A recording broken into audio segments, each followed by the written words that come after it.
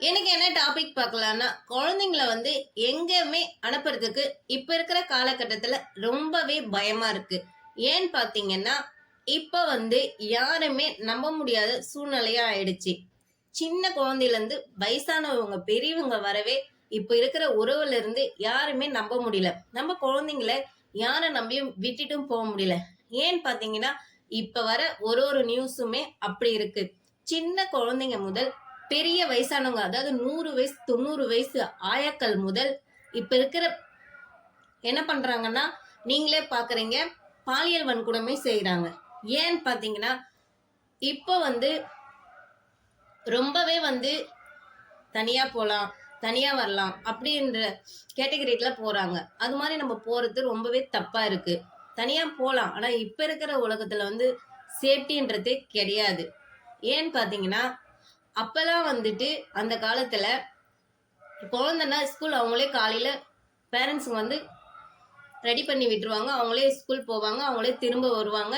போயிட்டு அக்கம் பக்கம் எங்க வேணாலும் விளையாடுவாங்க. அவங்க பேரண்ட்ஸுங்க வர வரைக்கும் அவங்க ரிலேஷன் வீட்டில் விளையாடிட்டு சேஃபா குழந்தைக்கு போயிடுவாங்க. ஆனா இப்ப இருக்கிற நியூஸ்லாம் பாருங்களேன், பக்கத்து வீட்டு குழந்தைங்க, எதிர் வீட்டு குழந்தைங்க, எந்த ஒரு குழந்தை இருந்தாலும் அந்த வீட்டுல இப்போதைக்கு சேஃப்டி இல்லாத மாதிரி தாங்க இருக்கு. இப்ப இருக்கிற காலகட்டத்துல யாருமே நம்பி குழந்தைங்கள விட்டுட்டு போக முடியாது. ஏன்னு பாத்தீங்கன்னா, ஸ்கூல் படிக்கிற குழந்தையாகட்டும், சின்ன பிறந்த குழந்தையாகட்டும், யாருக்குமே சேஃப்டி கிடையாது. அதுக்கு என்ன பண்ணணும்னா, பேரண்ட்ஸ் ஆய நம்மளதான் பாத்துக்கணும். ஏன்னா அவங்கவுங்க அப்பா அம்மாவுக்கு மட்டும்தான் அந்த குழந்தைங்க சின்ன குழந்தைங்க மாதிரி தெரிவாங்க. அதே மாதிரி மத்தவங்களும் நம்ம குழந்தைங்கள பாப்பாங்கன்னு நம்மளால சொல்லவே முடியாது.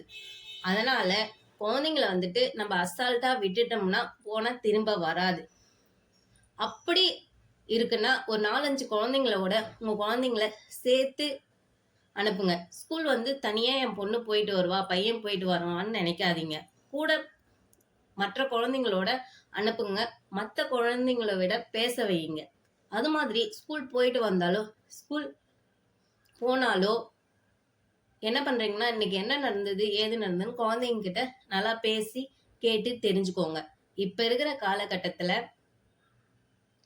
குழந்தைங்கள நம்ம தான் பத்திரமா பாத்துக்கணும். இப்ப இருக்கிற உலகத்துல யாருமே குழந்தைங்கள குழந்தையா சரியா பாக்குறதே கிடையாது. அப்ப காலம் வேற, இப்ப காலம் வேறையா மாறி போச்சு. எவ்வளவுதான் நியூஸ் குழந்தைங்கள பத்தி வந்துகிட்டே இருந்தாலும் அப்பதைக்கு நம்ம பரிதாபப்படுறோம். அதன் பிறகு போக போக அதை மறந்துடுறோம். இது மாதிரி இருக்கும் போதுதான் இன்னும் நிறைய குழந்தைங்க பாதிக்கப்படுறாங்க. சேஃப்டியா இருக்கணும் குழந்தைங்க.